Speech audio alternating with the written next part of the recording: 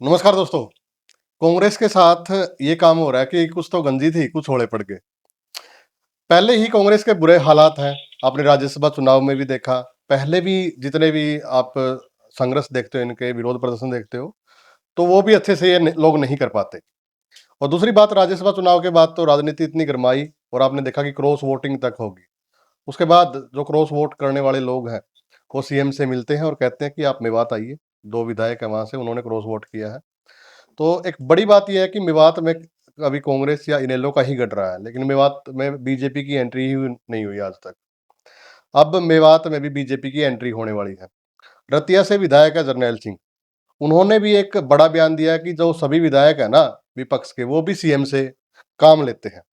और एक बड़ी बात यह है कि मनीषा सांगवान जो दादरी से कांग्रेस की उम्मीदवार थी, वोट चोरी को लेकर जो उन्होंने याचिका कोर्ट में लगाई थी, वो वापस ले गई है। जो राहुल गांधी ने कहा था कि हाइड्रोजन बम फोड़ने जा रहा हूं, तो उसको भी एक बड़ा सेटबैक आज लगा है। मेरे साथ बातचीत में वरिष्ठ पत्रकार महेंद्र सिंह है जी। क्या कुछ कहेंगे सर? 2-3 मुद्दे हो रहे हैं हरियाणा के अंदर, आप कैसे देख रहे हैं सर कांग्रेस को? मनदीप जी, आपने दो मुद्दों का जिक्र किया। देखा जाए तो ये हरियाणा के दो मुद्दे हैं। एक तो मनीषा सांगवान अपनी याचिका वापस ले लेती हैं और दूसरा मोहम्मद इलियास मेवात इलाके से विधायक वो नायब सिंह सैनी से मिलते हैं, बीजेपी की तरफ अपना झुकाव दिखाते हैं। देखा जाए तो ये मुद्दे हरियाणा के हैं, लेकिन ये सच में हरियाणा से बाहर के ये मुद्दे राष्ट्रीय स्तर के हैं, क्योंकि मनीषा सांगवान चुनावी नतीजों को चुनौती देती हैं अपनी याचिका के जरिए, वोट चोरी के आरोप लगाते हुए। और वो वोट चोरी जिस मुद्दे को राहुल गांधी ने राष्ट्रीय स्तर पर उठाया, जिसमें उन्होंने हरियाणा, कर्नाटक, महाराष्ट्र, इन तमाम राज्यों का जिक्र करते हुए, बहुत सारे सबूत पेश करते हुए प्रेस कॉन्फ्रेंस की। और फिर उस मुद्दे को लेकर कांग्रेस के नेताओं ने पूरे देश में धरने प्रदर्शन किए, पूरे देश में जहां जहां जाकर उन्होंने प्रेस कॉन्फ्रेंस की। यानी यह राष्ट्रीय स्तर का मुद्दा है।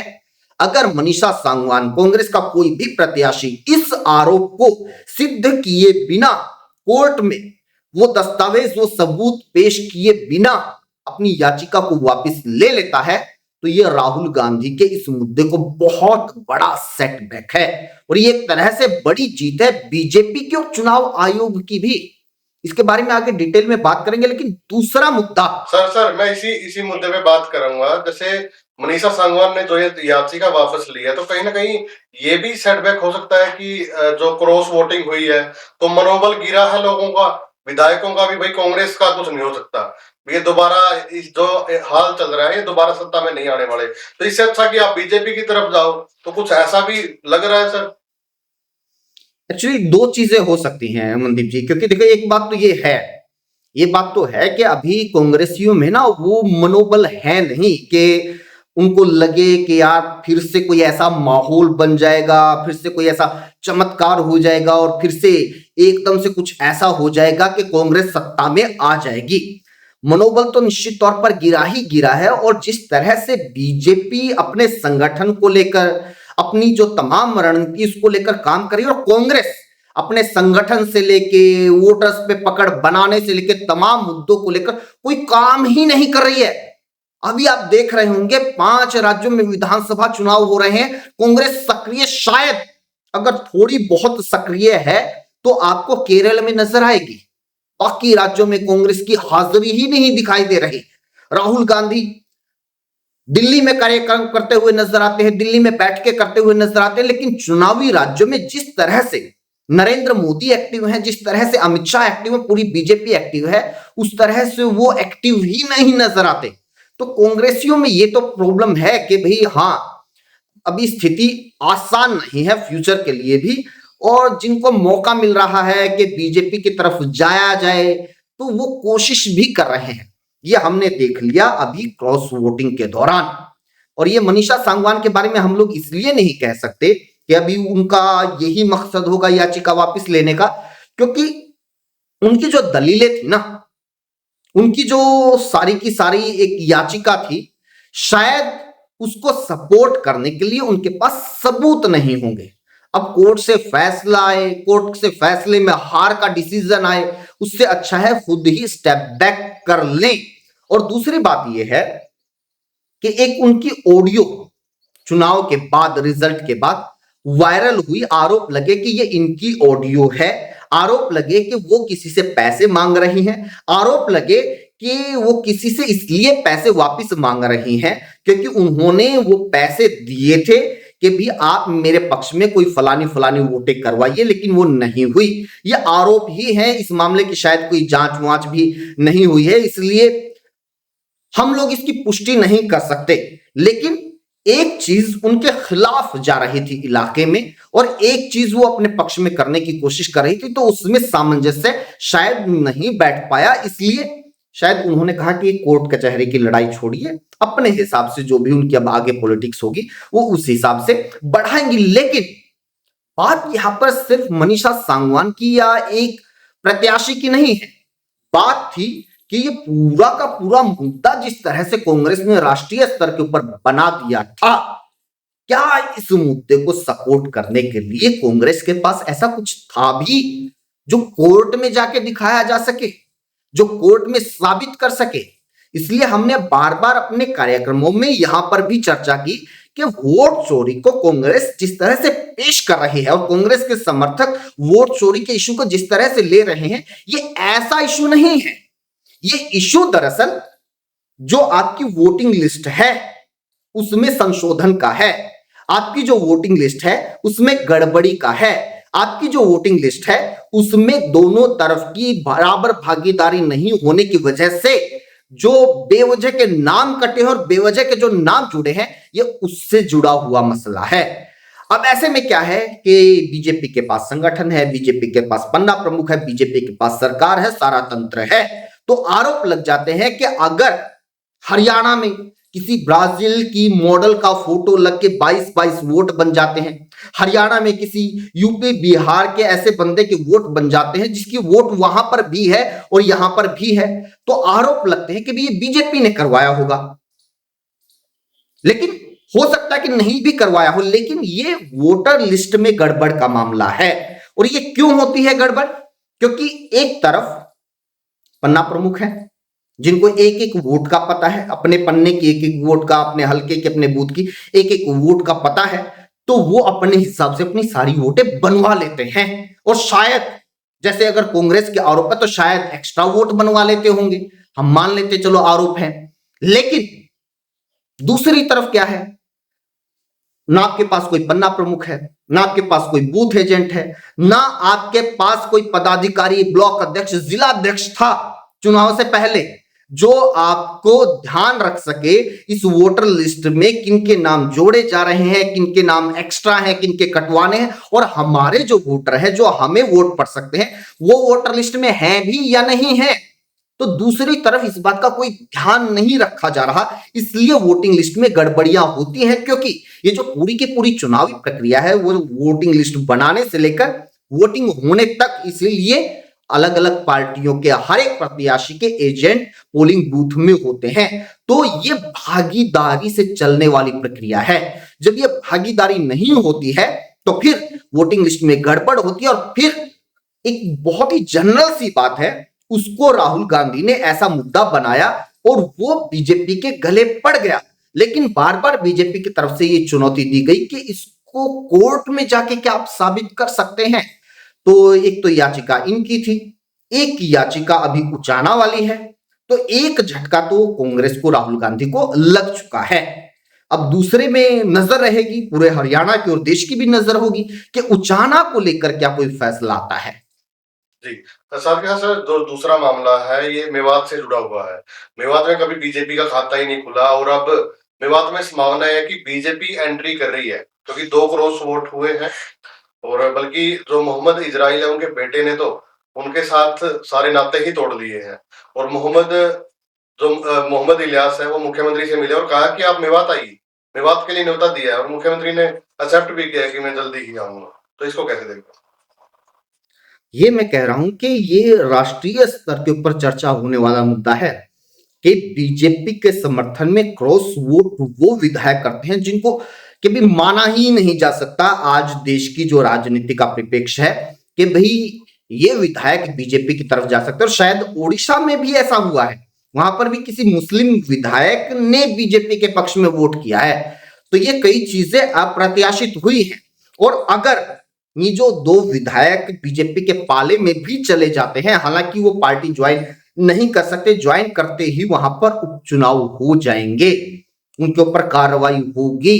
भूपेंद्र हुड्डा तो बार बार कह रहे हैं कि अगर दम है तो आप दोबारा मैदान में आइए, जनता के साथ आप लोगों ने धोखा दिया है। नहीं, ये नैतिकता बनती है, ये नैतिकता बनती है, क्योंकि पिछली बार आपने देखा होगा जब कुलदीप बिश्नोई ने क्रॉस वोटिंग की तो उन्होंने बाकायदा कह के वोट की और फिर उन्होंने तुरंत अपने पद से इस्तीफा दे दिया।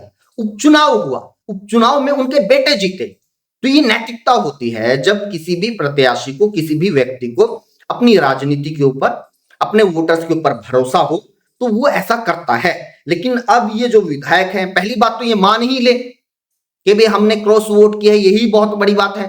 बहुत सारे लोगों ने तो कह ही दिया कि हमने की नहीं, हमारा तो झूठा नाम लिया जा रहा है। और ऊपर से ये लोग फिर बीजेपी की तरफ ऐसी बयानबाजी करते हैं मुख्यमंत्री की। वहां पर देखो, तारीफ करने में कोई बुराई नहीं है कि भाई, क्योंकि मुख्यमंत्री सभी के मुख्यमंत्री हैं। ऐसा नहीं है कि भाई वो विपक्ष के विधायकों के मुख्यमंत्री नहीं है, विपक्ष के विधायक उनको जाकर काम ही नहीं करेंगे, उनसे बात ही नहीं करेंगे। बिल्कुल, अगर मुख्यमंत्री का कोई कार्यक्रम बनता है तो प्रोटोकॉल बनता है वहां के स्थानीय विधायक का उस कार्यक्रम में पेश होना। महेंद्र जी, ये भी रतिया विधायक जरनैल सिंह ने कहा है कि बहुत सारे विधायक हैं विपक्ष के जो सीएम से काम ले रहे हैं।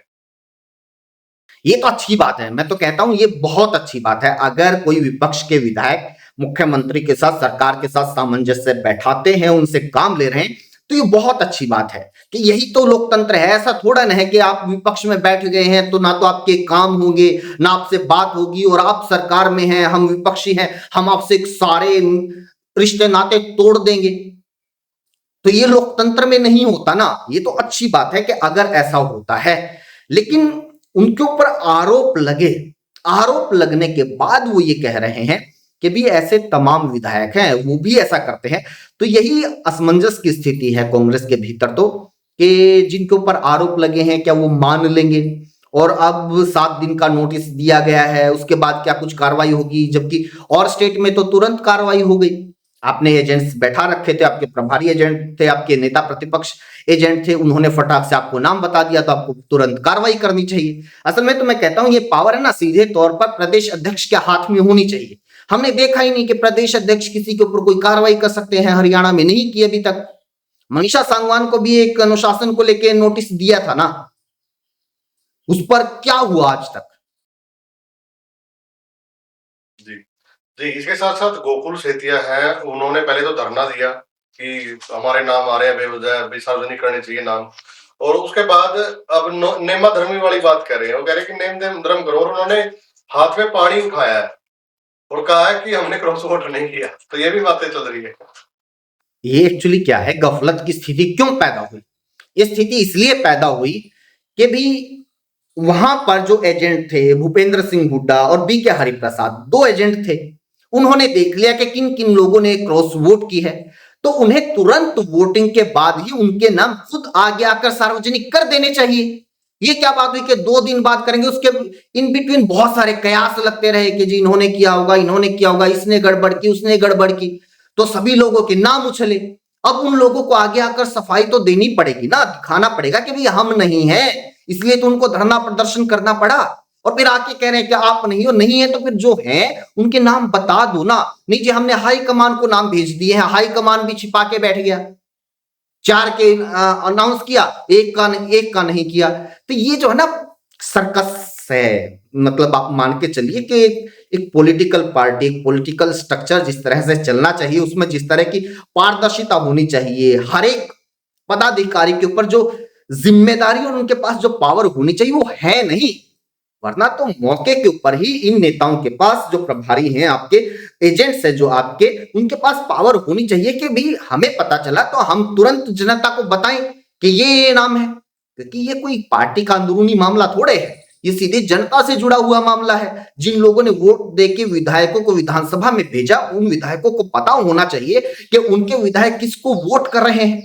तो ये लुक्का छिपी, टाइम स्पेंड करना, तब तक ये इंतजार करना कि अपने आप ही, क्योंकि हर एक मुद्दे की जो लाइफ होती है ज्यादा से ज्यादा एक हफ्ता होती है। अब आप देखिए कि जो जितनी चर्चाएं गर्म थी वोटिंग के 1-2 दिन तक, आज उतनी है नहीं है, वो सेंटीमेंट है नहीं है। अब अगर कांग्रेस ये जो विधायक है जिनके नाम आए इनके ऊपर कार्रवाई भी ना करे तो भी ऐसा लगेगा यार ये तो कोई बात थी नहीं, हुआ ही नहीं, चलो कोई बात नहीं, आई गई बात होगी, सारी चीजें वापिस यूं की यूं चलने लग जाएंगी। जी जी, तो कांग्रेस को मंथन करने की जरूरत है सर, इस विषय पे बैठ के एक बड़ा मंथन करने की जरूरत है। पूरे हरियाणा जो कांग्रेस के कार्यकर्ता है उनको बैठा के और भाई क्या किया जाए, कैसे स्ट्रांग होगी कांग्रेस। जी नहीं नहीं, हरियाणा हरियाणा क्या मनदीप जी, देखो पता है क्या, ये चीजें होती हैं ऊपर से निर्धारित। अगर पावर ऊपर है, हर चीज के लिए कहा जा रहा है कि हाई कमान फैसला लेगा, हाई कमान बताएगा, हाई कमान कहेगा, तो फिर ये हाई कमान ही करेगा ना। जरूरत ये है कांग्रेस को कि भी बीजेपी के खिलाफ आप ऐसे नहीं लड़ सकते, आपको बहुत ही ज्यादा मजबूत संगठन की जरूरत है। आपको सबसे पहले पार्टी लाइन तय करने की जरूरत है कि भी किस इश्यू के ऊपर आपकी क्या लाइन है। आपको अनुशासन और आपने जो जो पदाधिकारी बनाए हैं उनको पावर देने की जरूरत है, उनको कार्यक्रम देने की जरूरत है कि आप अपने हलके में, अपने इलाके में, अपने प्रदेश में ये काम करें। मुख्यमंत्री बेशक हैं बीजेपी के, हरियाणा में या फिर पूरे देश में, कार्यक्रम उनके हाईकमान की तरफ से तय होके आते हैं कि आज मुख्यमंत्री 4 कार्यक्रमों में जाएंगे, 6 कार्यक्रमों में जाएंगे, आज इनके सांसद ये करेंगे, विधायक ये करेंगे, इनका पन्ना प्रमुख ये करेगा। तो ये काम तो वो हाईकमान को ही करना होगा ना। लेकिन हाईकमान के नाम पर कांग्रेस में है राहुल गांधी। अब राहुल गांधी का मोटा मोटा फोकस देखेंगे, वो खुद की छवि को अच्छा करने के लिए, खुद की छवि को चमकाने के लिए वो खूब मेहनत कर रहे हैं। उन्होंने भारत जोड़ो यात्रा की, फिर वो अलग अलग तबकों के लोगों से जाकर मिलते हैं, शादियों में आ जाते हैं, किसी की दुकान में चले जाते हैं, किसी कोचिंग सेंटर में चले जाते हैं और उसकी बहुत अच्छी वीडियो सामने आती है। इससे क्या है कि राहुल गांधी की जो छवि थी, वो जो पप्पू इमेज बन गई थी, उसको तोड़ा उन्होंने, उसके लिए उन्होंने मेहनत की। लेकिन क्या उन्होंने साथ ही साथ इस बात पर भी मेहनत की कि कांग्रेस मजबूत हो? क्या उन्होंने कांग्रेस का संगठन बनाने के लिए, कांग्रेस के जो पदाधिकारी हैं उनका कार्यक्रम निर्धारित करने के लिए भी कोई मीटिंग की, कोई रणनीति बनाई? नहीं बनाई। सब कुछ अपने आप चल रहा है, जिसको जो मर्जी वो करना है, जिसको जो मर्जी वो बोलना है। निर्धारित ही नहीं होता बहुत सारे मुद्दों पर तो कि कांग्रेस की लाइन क्या है किसी इश्यू के ऊपर, कोई बताने वाला ही नहीं है। मतलब मैं आपको बताता हूं, यहां तक स्थिति है आज भी कांग्रेस की कि भी सबसे पहले कांग्रेस मीडिया में हारती है। रोज चुनाव तो 5 साल में एक बार आता है, लेकिन टेलीविजन डिबेट के ऊपर कांग्रेस रोज हारती है।